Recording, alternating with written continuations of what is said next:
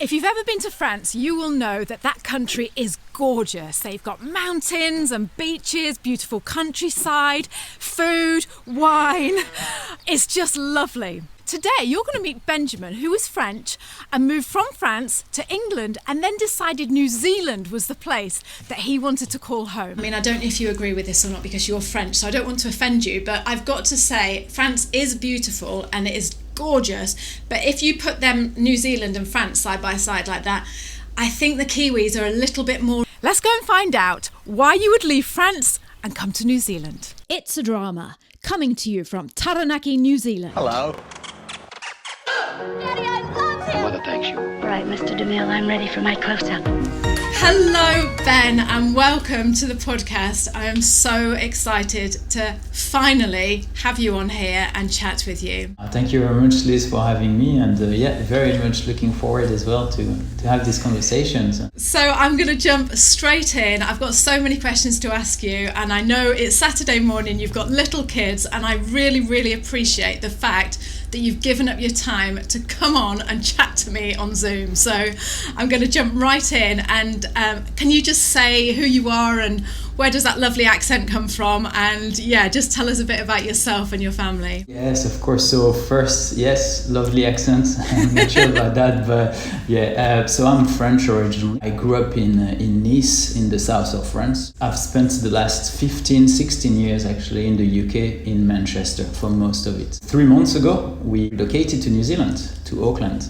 So we've been here 3 months, almost like to the day. I think we flew on the 24th of July. So I came with as a family, and I've got, as you said, 2 kids. I've got my daughter is 7 years old, and my son will be 3 in December. We're very excited to start our new chapter of life with Pana, my wife, and here in Auckland, which has been it's been amazing. It's been great so far, despite the fact that we are still in lockdown but it's been great, and we're very much looking forward to this new adventure.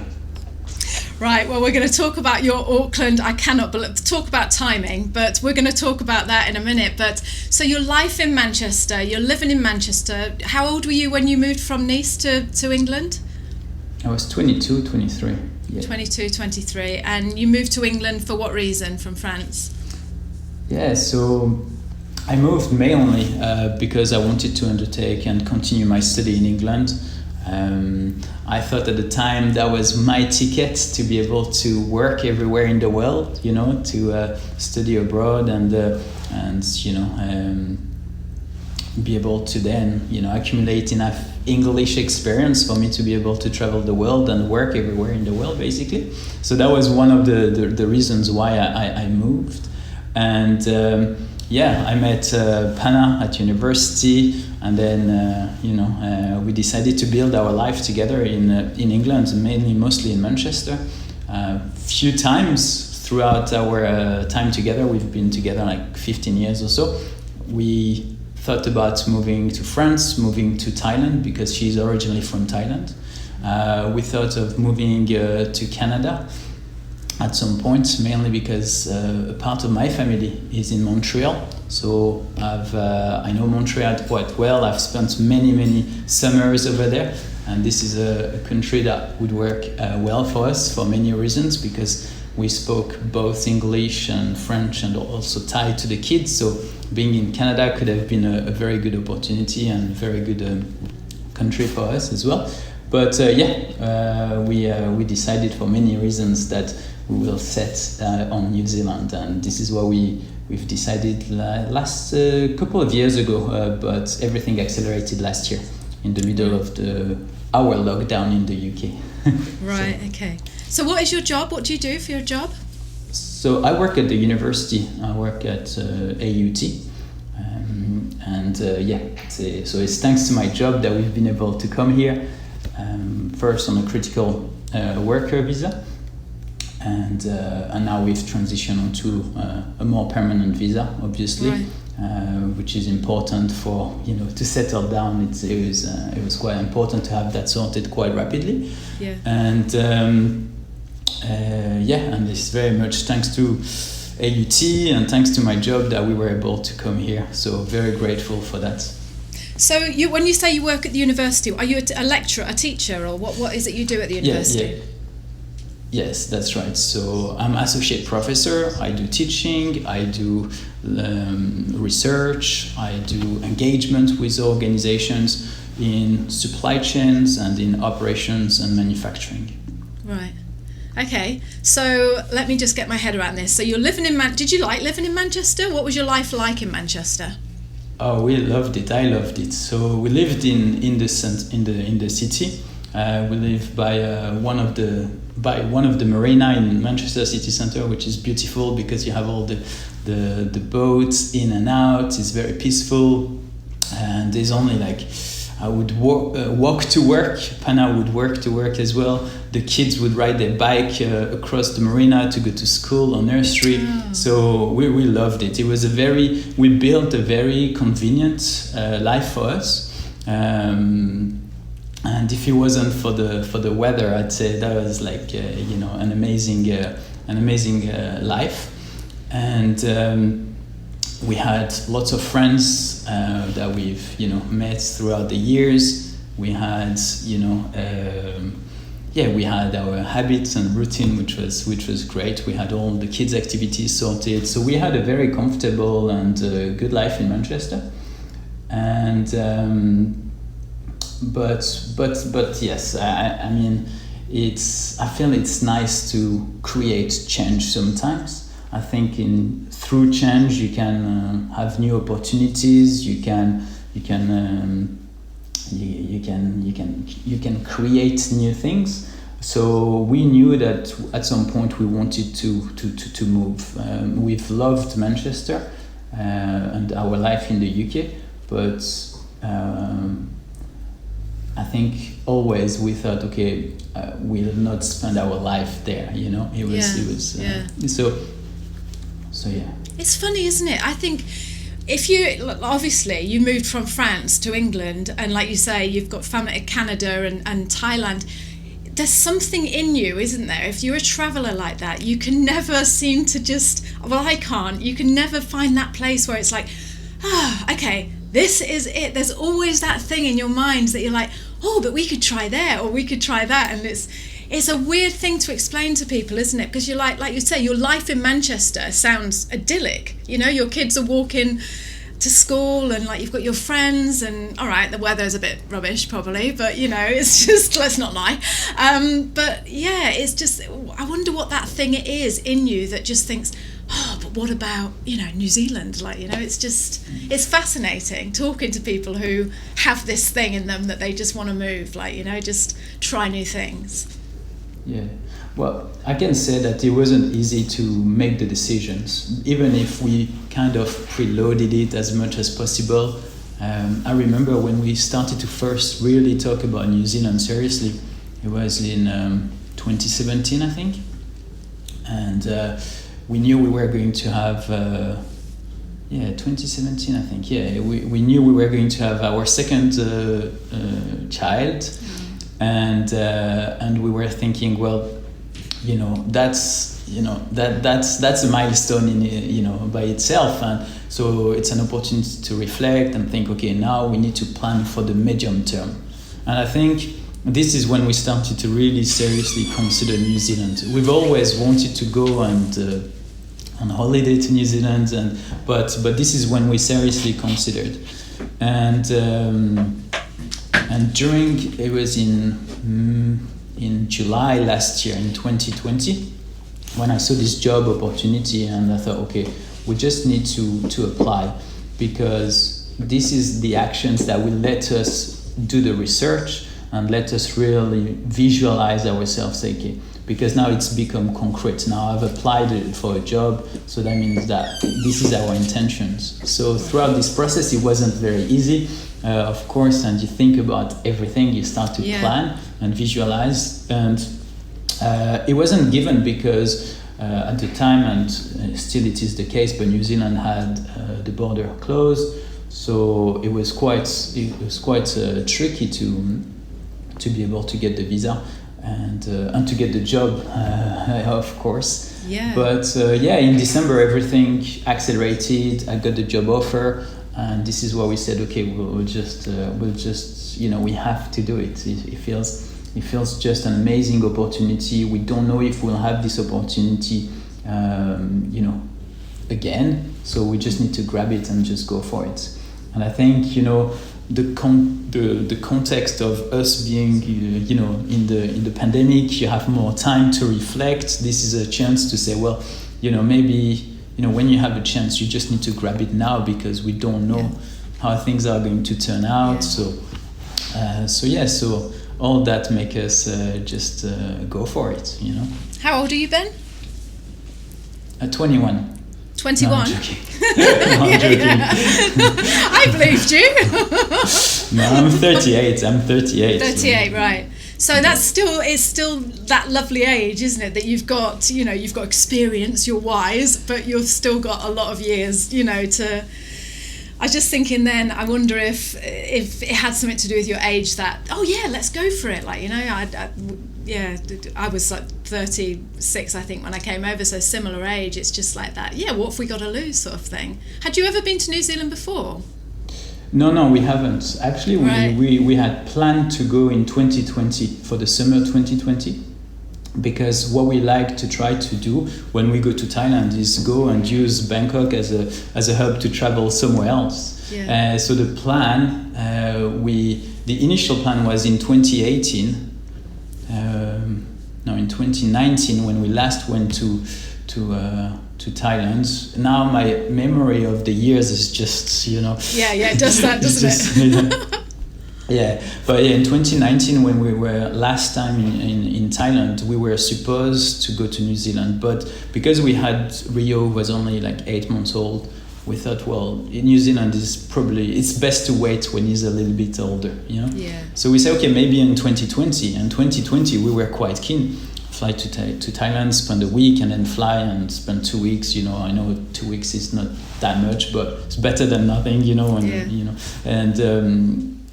But of course, this 2020 trip never happened. Yeah.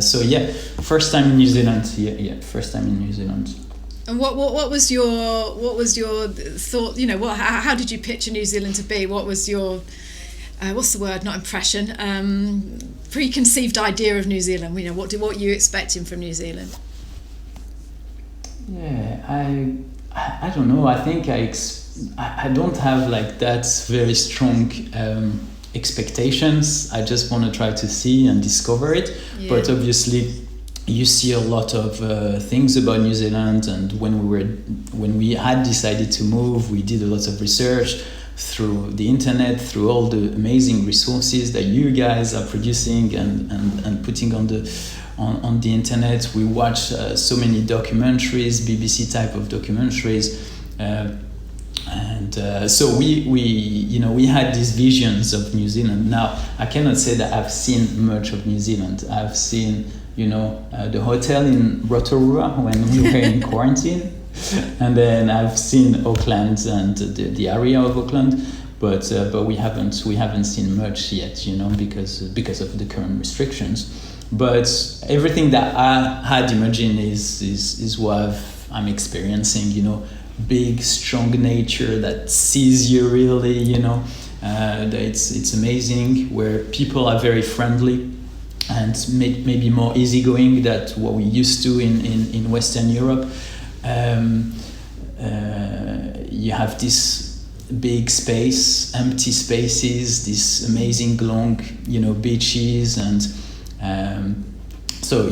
these landscapes. This is what I imagine, and this is what I can see, and this nature that is so beautiful, so strong, and really so intense. Nature is so intense here. When the wind is so strong, when it rains, it's so strong. The waves. Last weekend, we were on the west coast, and so Surfers Beach in Muriwai, and the waves are so strong, and that's New Zealand for me. So. Oh, that's gorgeous. And I totally agree with you about the intensity of things, and that's so true. Is like, I think that's why when you come to New Zealand, you don't, you know, British, we're known for moaning about the weather, but weather here is proper. You know, when it rains, it rains. When it's hot, you know. When there's a storm, it's a proper storm. And it's just like, exactly like you say, you're so right. It's just like that, I don't know, everything is just really strong, isn't it? And intensified. Whereas in England, for us, it was always like, nah, you know, is it raining? Is it not? Is it rain? You know, it's just like that, you know, in-betweeny sort of thing. It was just, yeah. But I've got to say, Ben, I have got to say this because I adore France with all my heart. I've loved that country so much. We've spent so much time there, bought a house and sold a house over there and all the rest of it. And why did you not think France? You know, you've got everything in France. You know, it's just the food, the scenery, the space. I think there's space, but so why not France? You know, that's what I always think when I meet a French person. It's like, yes, New Zealand is beautiful and everything that you've just said, but I think so is France. And if that was my home country, maybe I'd be thinking, you know, oh, let's just go home. No, definitely. France is an amazing country, and on so many levels, you know. And my family, my brothers, my parents, they are in Nice. So, you know, if I would go back to France, I'd go to the south. And I mean, it doesn't get much better in France than the south of France. You know, the southeast is really truly amazing. You've got the sea, you've got the mountains, you've got the weather, you've got a lot, you know. Yeah. But I think one of the main reasons why we at the moment are not in France is that, as I said, my wife is originally from Thailand.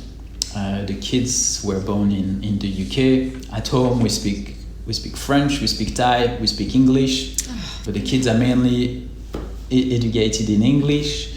And we think at the moment it is best for us as a family to be in English-speaking countries. We feel for everybody's integrations, for the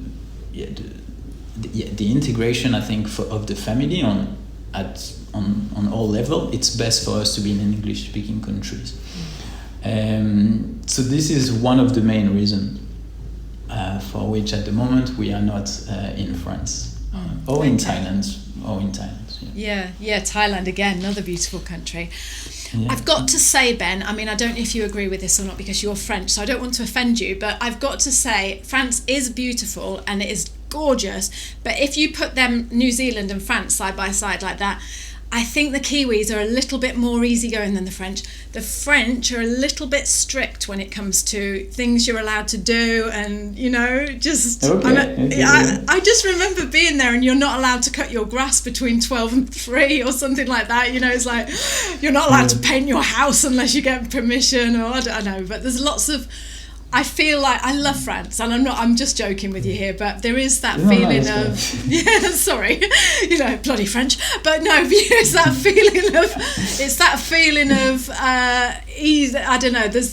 I felt like there was quite restricted in France. Do you feel like that, or have you felt in New Zealand that it's more easygoing, or? So I cannot really speak too much about that, but of course, New Zealand seems and is, I'm sure, much more easygoing than France or the UK. Yeah, but that's funny because all the examples that you give from France, this is not something that actually I know, and really? This is not something that I've experienced ever. No, that's weird, isn't it? And it's weird because French people that live in the UK, they exactly said that. Oh, in England you cannot put that, you cannot do this, you cannot do that. You know? so yeah. So this is why I was smiling actually. But yeah. I think, I mean, here, yes, people, I think is the culture is very friendly. Is very. I think it's when you say strict, I like to say maybe less conservative, and sometimes in France things can appear a little bit more conservative. Yeah, that's a good word. Yeah, so yeah, and I don't know, I haven't dived into the French education much recently, but from my partial understanding and my experience, I'm very happy for my kids to be I've done like primary schools or the beginning of primary school in England, because I felt that the approach to education was really good. And this is exactly what my feeling here is in New Zealand as well. Yeah. So I'm really happy about that, and this is also why, while the kids are young, I'm very happy for them to go through educations here, because I feel primary schools in England, but also here in New Zealand, seems to be quite good, quite flexible. So maybe less strict, to circle back, than my partial understanding again, and my experience in French educations.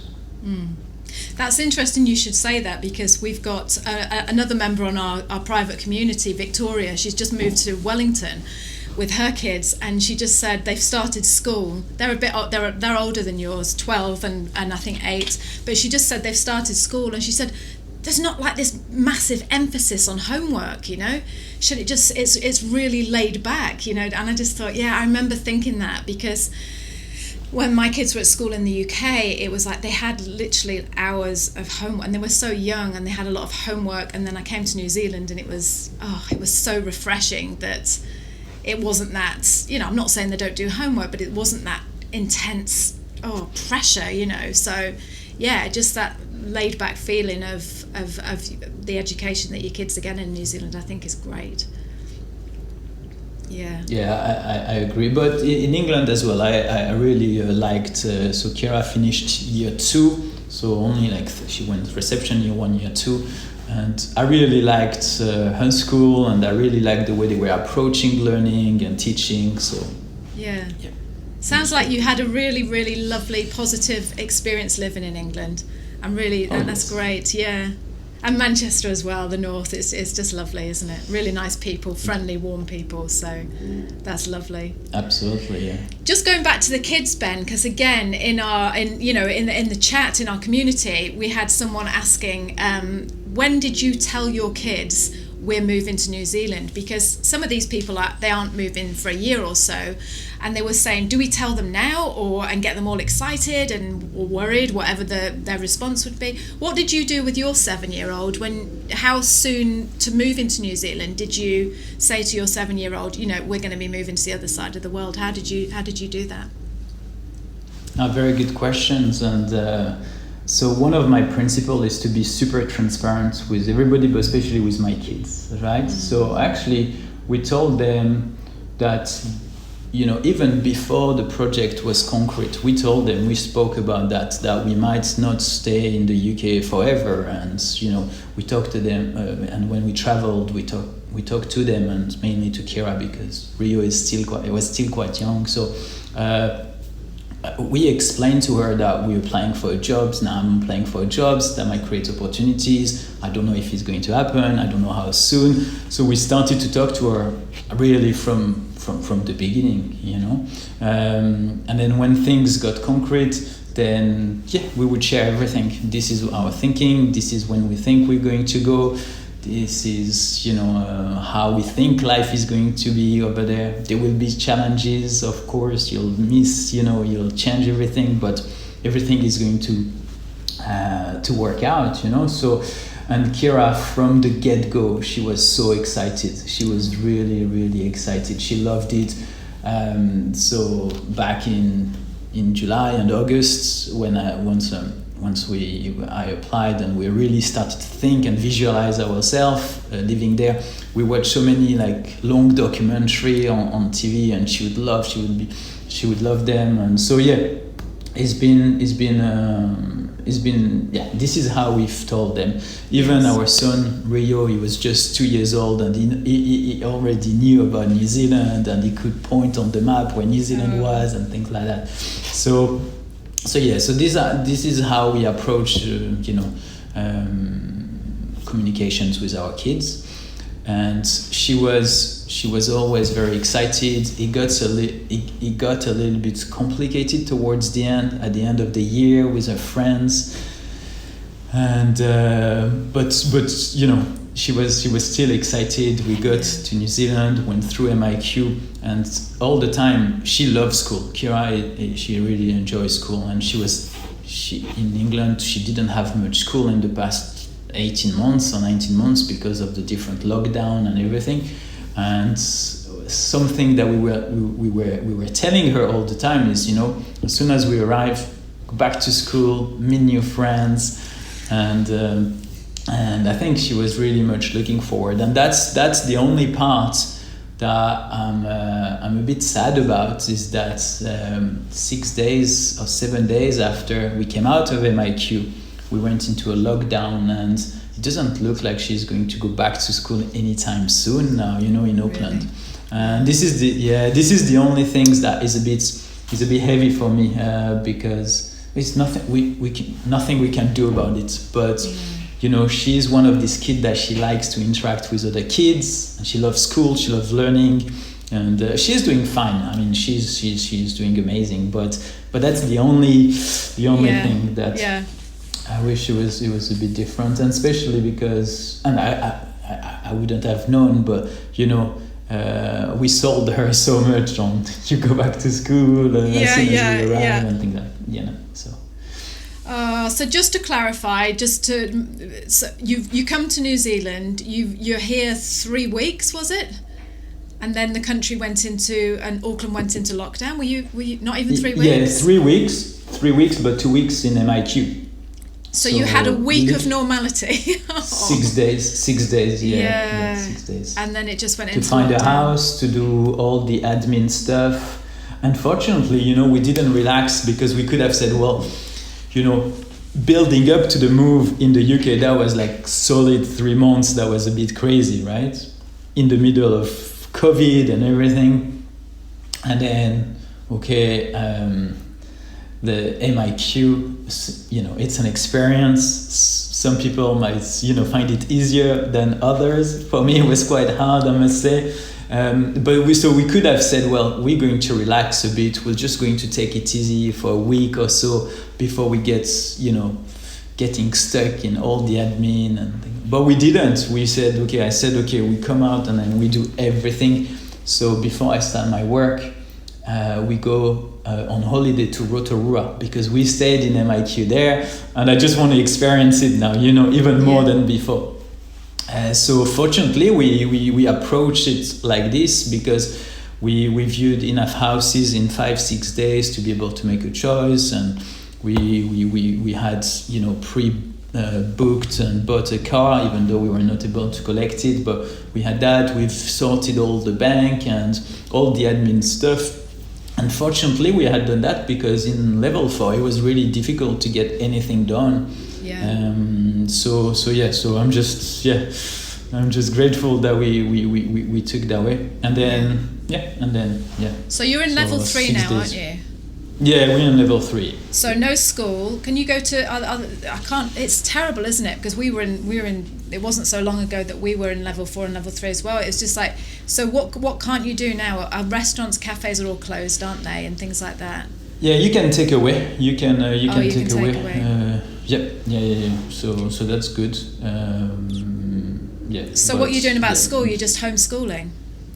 Yeah, so she's registered with a school, and then she has a Zoom meeting every day. But yeah, we carry on homeschooling her. Yeah. Is she okay, Ben? Is she coping?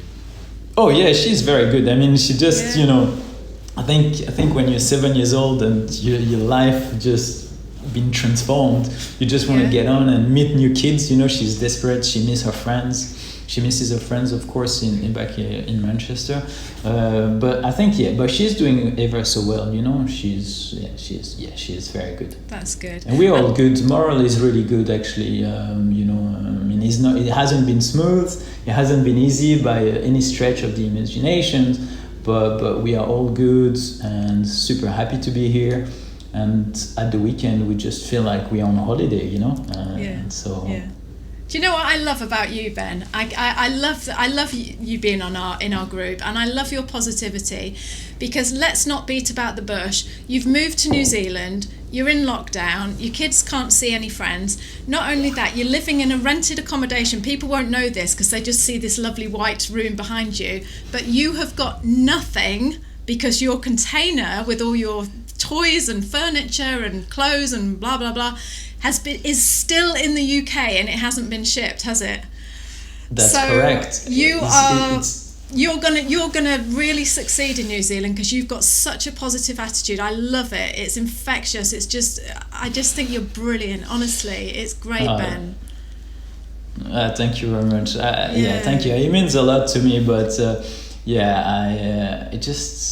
just need to try to make it work. Make it work. So the container has been shipped, or has been packed more than 3 months ago now, middle of July, and it's still in Southampton. It's meant to go this weekend or early next week. So hopefully we have it for Christmas. I'm not sure. I can't promise anything now, but hopefully we have it for Christmas. So you will have spent. It's been a long time. Yeah. So what have you done for furniture? Are you just like begging, borrowing, stealing sort of thing? What you're doing? No. Yeah, no. So we bought the minimum. We bought like mattresses for everybody. And then we bought a desk, because obviously I work from home. We bought a table, a couple of chairs, and but basically yes, the minimum. I don't want to buy and then sell. We have everything coming. But we bought some bikes, and we bought like all the toys we need to explore and have fun, Yeah. But we have the minimum. We have the minimum for sure. I love your attitude. Before I let you go, because like I say, it's Saturday morning, you've got little children who are waiting to probably go out on a bike ride or something, and you very kindly agreed to do this chat with me. But before I let you go, I've got one question to ask you. The Kiwi accent, how is it with your French accent? Do they understand you, and do you understand them? Because I've been dying to ask you this. How is it? I think it's pretty good. I haven't struggled much to understand people. It was probably at the beginning when we were in Rotorua, maybe at the beginning, and when we were talking with people over the phone in reception. Sometimes but it was just about tuning to the accent, Yeah. And I think nobody has commented on my accent just yet. Maybe they haven't felt too comfortable yet, but nobody has said anything. And I love the accent. I love all type of accents actually. And obviously I love the Kiwi accent. Is lovely. It is lovely. And it was voted something like sexiest accent in the world at one time, I think. So although I'm gonna go, I love the French accent, but that's just and the northern accent, but I'm so happy for you. I'm so happy for you, Ben. And like I say, it's been a privilege having you in our group, because you bring so much positivity, and probably I know that you're going to look back in time, in 5 years' time, you're going to be like, God, do you remember when we moved to New Zealand and all we went into lockdown, and you're going to have all these stories. So for sure. Thank you for joining us and your positivity. I love it, absolutely love it. Thank you very much for saying that. I don't consider myself to be that positive, to be honest. Really? So I'm okay, I'm okay, but so I really appreciate that, and for sure we have so many anecdotes, and across the family, so many things. It's amazing, and it's nice to share that with friends and family, because we have to laugh about it, From MIQ to lockdown to the container, all that is an anecdote that we have to laugh about, because it's funny at the end of the day, So. It's an adventure. Absolutely. Yeah. Okay, Ben. Well, I'm going to let you go, and like I say, thanks so much for joining us. And I know all the people on the chat, in the community that we've got are going to be. They want to know what you were doing, and what your story is, and and your family back home are going to be able to watch this. And also, people moving to New Zealand as well. It's great to just watch someone else's experience, you know, just see what they're going through and their emotions. And so yeah, thanks for doing this for us. We really appreciate it. No, anytime. Thank you very much. And I feel that is just my way to say thank you, because I've benefited so much from all the content that you've created, people that you've interviewed on the podcast, all the community, all the Slack group. So this has been so beneficial to us. So it's just something that I can, very, very tiny contributions. But yeah, so thank you for that. It's been great. Oh, I'm glad you enjoyed it. Thank you. Okay, well, we'll catch up with you soon. Next time we speak, you're going to be out of lockdown. You're going to be living your full life. Your kids are going to be with loads of friends in school. And yeah, we'll catch up again soon. Definitely. Thank you very much, Liz. Okay, Ben. See you soon. Bye-bye. Bye. I really hope you enjoyed that video with Benjamin, finding out more about moving from France and England and coming to New Zealand. If you're still here, you must be fully invested in New Zealand. And I just wanted to ask you, have you taken our free, absolutely free, 5-day New Zealand video guide yet? If you haven't, click this link and go on over and sign up, and I'll send you 5 free video guides. Ignore the sheep, he's just joining in. 5 free videos every day about life in New Zealand. So if you are thinking of New Zealand, possibly to come and move to, or you just love New Zealand and want to know more about it, you've got nothing to lose, because like I say, it's absolutely free. And then at the end of those 5 days, you'll be given the option if you want to join our private New Zealand community and support each other as you move through your adventure of moving to New Zealand. So just want to say a huge thank you to you all once again. Hope you enjoyed the show, and go ahead and sign up for those videos. You'll love it. Okay, see you soon. Bye. Hello. Daddy, I love him. Mother thanks you. Right, Mr. DeMille, I'm ready for my close-up.